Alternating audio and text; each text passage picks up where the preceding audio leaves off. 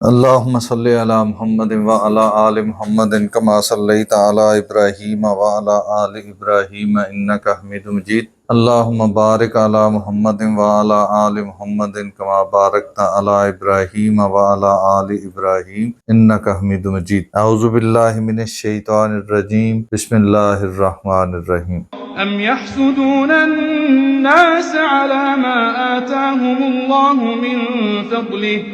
أم يحسدون الناس على ما آتاهم الله من فضله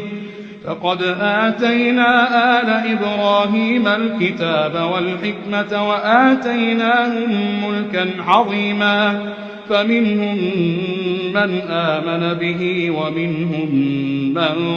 صد عنه وكفى بجهنم سعيرا إن الذين كفروا بآياتنا سوف نصليهم نارا كلما نضجت جلودهم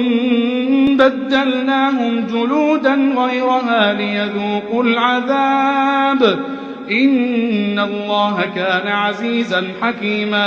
اس سے پچھلے سبق میں ہم پڑھ رہے تھے یہود و نصارہ کا جو رویہ تھا جب رسول اللہ صلی اللہ علیہ وسلم کو اللہ تعالیٰ نے نبوت عطا فرمائی تو ان کو اس بات کا دکھ تھا کہ یہ نبوت تو بنی اسرائیل میں تھی، ان کا حصہ تھا، یہ بنی اسماعیل کی طرف کیسے چلی گئی؟ اس بات پہ ان کو اعتراض تھا۔ ام یحسدون الناس، یا وہ حسد کرتے ہیں الناس لوگوں سے، اللہ اس بات پر ما آتاہم اللہ جو اللہ تعالیٰ نے ان کو عطا کیا، من فضلہ ہی اپنے فضل سے، مراد نبوت، جو اللہ تعالیٰ نے محمد صلی اللہ علیہ وسلم کو نبوت عطا کی، کیا وہ اس بات سے حسد کرتے ہیں؟ فقد بس تحقیق آتینا ہم نے عطا کی آل ابراہیم ابراہیم علیہ السلام کی اولاد کو الکتاب کتاب والحکمت اور حکمت وآتیناہم اور ہم نے ان کو عطا کی ملکن عظیمہ بہت بڑی سلطنت بادشاہی، فمنہم پس ان میں سے من آمن بہی کچھ ایسے ہیں جو اس پر ایمان لائے، ومنہم من اور ان میں سے کچھ ایسے ہیں صد عنہ جو اس سے رک گئے، جو ایمان نہیں لائے، وَكَفَىٰ بِجَهَنَّمَ اور کافی ہے جہنم سعیرا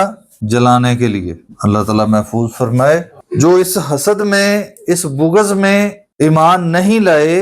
حالانکہ ان کو سمجھ آ گئی کہ رسول اللہ صلی اللہ علیہ وسلم سچے نبی ہیں، اللہ کا پیغام لے کر آئے ہیں، اور وہ صرف اس وجہ سے ایمان نہیں لا رہے کہ یہ بنی اسرائیل میں سے کیوں نہیں ہے۔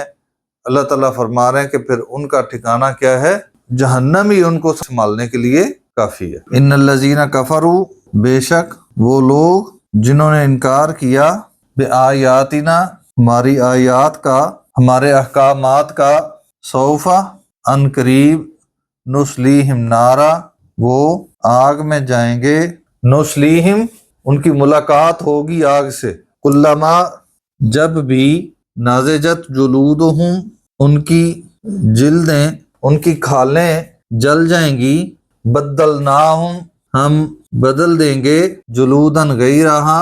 دوسری جلد کے ساتھ، ان کو نئی جلد دے دی جائے گی تاکہ دوبارہ جلے۔ اللہ تعالیٰ محفوظ فرمائے درد محسوس کرنے کے لیے جلد کا ہونا ضروری ہے، تو جب جہنم ان کی جلد کو جلا دے گی تو پھر اللہ تعالیٰ تکلیف دوبارہ دینے کے لیے دوبارہ نئی جلد عطا کرے گا۔ اللہ تعالیٰ محفوظ فرمائے لِیَذُوقُوا الْعَذَابَ تاکہ وہ عذاب کو چکھیں۔ ان اللہ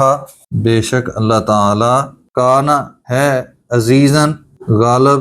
زبردست، طاقت والا، وہ جب جہنم میں ڈالے گا تو کوئی بھاگ نہیں سکے گا، وہ اتنا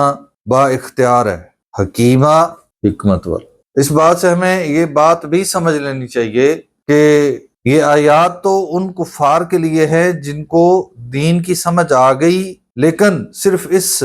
دشمنی میں اور اس حسد میں انہوں نے قبول نہیں کیا کہ یہ بنی اسرائیل میں سے، ہماری نسل میں سے کیوں نہیں ہے نبی۔ اگر وہی رویے آج ہمارے اندر ہوں کہ ہمیں دلیل کے ساتھ کوئی بات سمجھ آ جائے کہ یہ بات رسول اللہ صلی اللہ علیہ وسلم کا فرمان ہے، یہ اللہ کا حکم ہے، اور اس کے بعد صرف ہم اس بات پہ ڈٹے رہیں کہ یہ میرے مسلک سے نہیں ہے، یہ میرے مسلک کے موافق نہیں ہے بات، تو بعید نہیں ہے کہ ہم اسی رویے پہ ہیں۔ اللہ تعالیٰ سمجھنے اور عمل کرنے کی توفیق عطا فرمائے۔